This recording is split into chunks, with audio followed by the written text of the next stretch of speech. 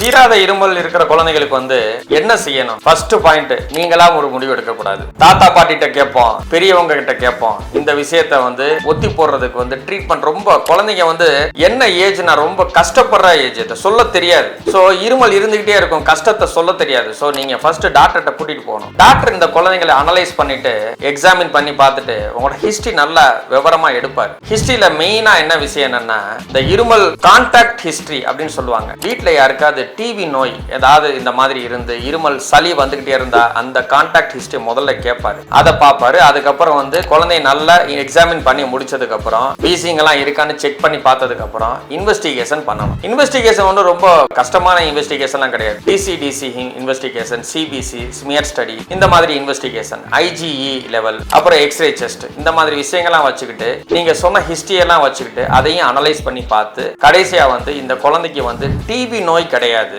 இருமல் தொடர்ந்து இருக்கிறது காரணம் வந்து வீசிங் தொல்லை தான் அப்படின்ற முடிவுக்கு வருவார். முதல்ல இந்த பாயிண்ட் தான் ரொம்ப முக்கியமான விஷயம். இந்த முடிவுக்கு வந்தாதான் அடுத்த ட்ரீட்மெண்ட்டே சக்சஸ் ஆக போகுது. தீராத இருமலுக்கு வந்து நீங்க வந்து டாக்டரை நம்புங்க, வேற யார் சொல்றதையும் கேட்காதீங்க. இந்த மாதிரியான விஷயங்களுக்கு கேட்கறதுக்கு என்னோட வீடியோவை ஃபாலோ பண்ணிக்கோங்க.